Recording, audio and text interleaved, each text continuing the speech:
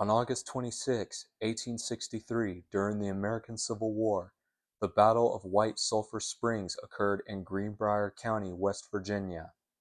A Confederate force under Colonel George S. Patton, Sr. defeated a Union brigade led by Brigadier General William W. Averill. West Virginia had become a state only a few months earlier, and residents along its southern border remained divided between loyalty to the Union and the Confederacy. Soldiers on both sides included many West Virginians, some from counties near the battlefield. The battle became a turning point in the first of three mounted expeditions Averill led into Confederate-held territory during the latter half of 1863. His objectives included destroying a saltpeter operation, attacking Confederate cavalry in Pocahontas County, and capturing the law books from the Virginia Supreme Court of Appeals Library in Lewisburg. Confederate commanders feared that Averill intended to damage either the Virginia and Tennessee Railroad or the Virginia Central Railroad, both of which were important for transporting troops and supplies. One of them also served a lead mine that supplied the Confederate Army with material for bullets. To oppose Averill, 4 Virginia regiments and an artillery battery were stationed at Lewisburg under Patton's temporary command because Brigadier General John Echols was more than 200 miles away in Richmond. Patton's forces intercepted Averill's brigade near White Sulphur Springs, roughly 10 miles east of Lewisburg. Both armies launched numerous attacks, but neither was able to gain significant ground. The Union troops were prevented from reaching their objective in Lewisburg and were forced to retreat northward under Confederate pursuit. The Confederate victory demonstrated Patton's ability to command more than 2,000 men, and although Confederate leaders did not realize it at the time, protected the Lewisburg Law Library. They mistakenly believed they had also secured the Virginia and Tennessee Railroad and the lead mine. Averill, nevertheless, accomplished 2 of his 3 objectives, while his newly mounted troops gained valuable experience using cavalry tactics in West Virginia's mountainous terrain. The law books were never captured and were eventually relocated to Richmond, Virginia. As of 2011, the battlefield itself had not been preserved. 3 small monuments stood together near a fast food restaurant, while a historical marker across a nearby creek referred to the engagement as the Dry Creek Battle. On August 26, 1944, during World War II, the Rüsselsheim massacre occurred when it involved the beating and murder of 6 American airmen by townspeople of Rüsselsheim in Nazi Germany. The incident occurred 2 days after a consolidated B-24 Liberator operated by the United States Army Air Forces was brought down by intense German anti-aircraft fire over Hanover. All 9 crew members, pilot 2nd Lieutenant Norman J. Rogers, Jr., co-pilot 2nd Lieutenant John N. Zeckel, navigator and bombardier F.O. Hages Tufenkjian, and 6 other crewmen parachuted to the ground and were captured by German Luftwaffe personnel.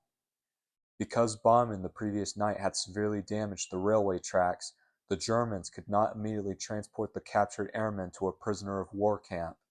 Instead, they forced them to walk through the heavily damaged town of Rüsselsheim to reach another train.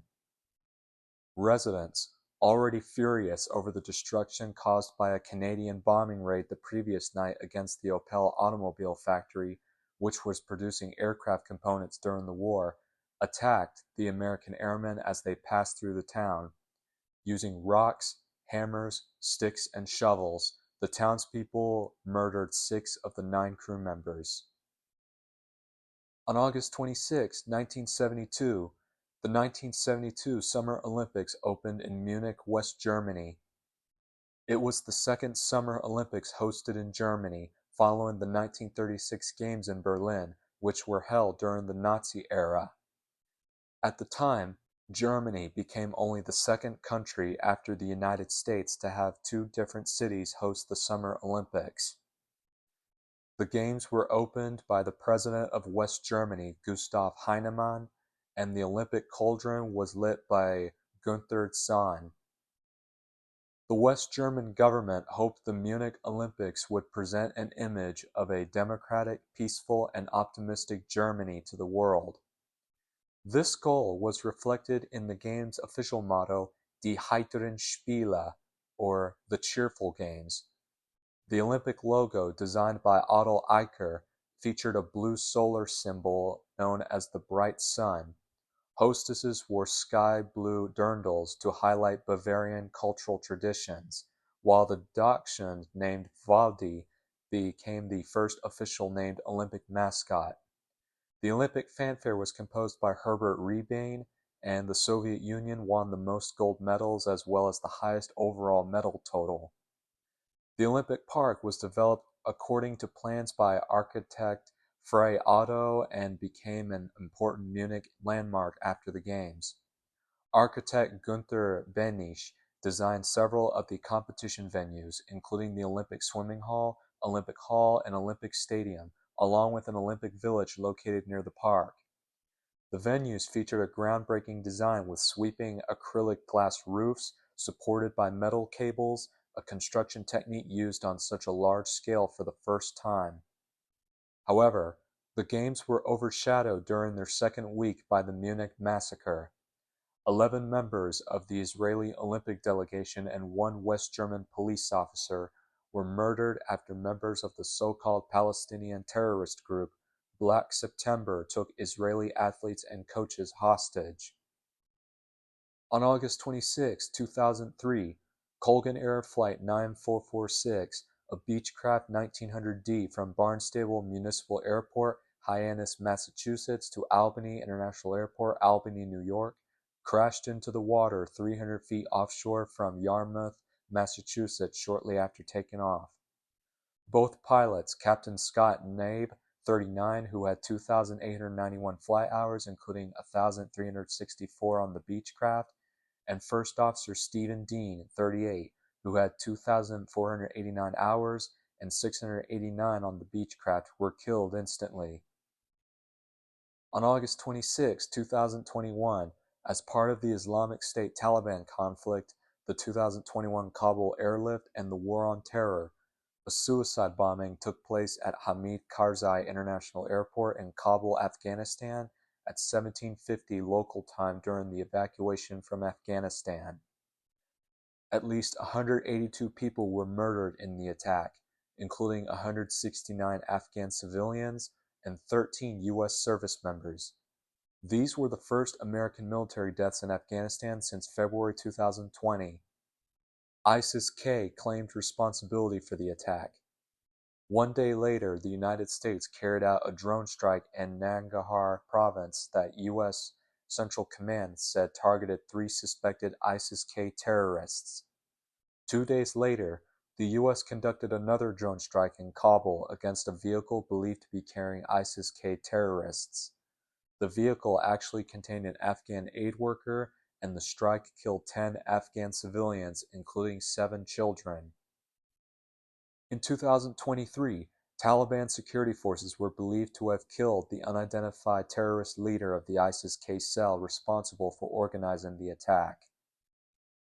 And on August 26, 2023, 3 people were fatally shot by a gunman in a shooting at a Dollar General store in Jacksonville, Florida.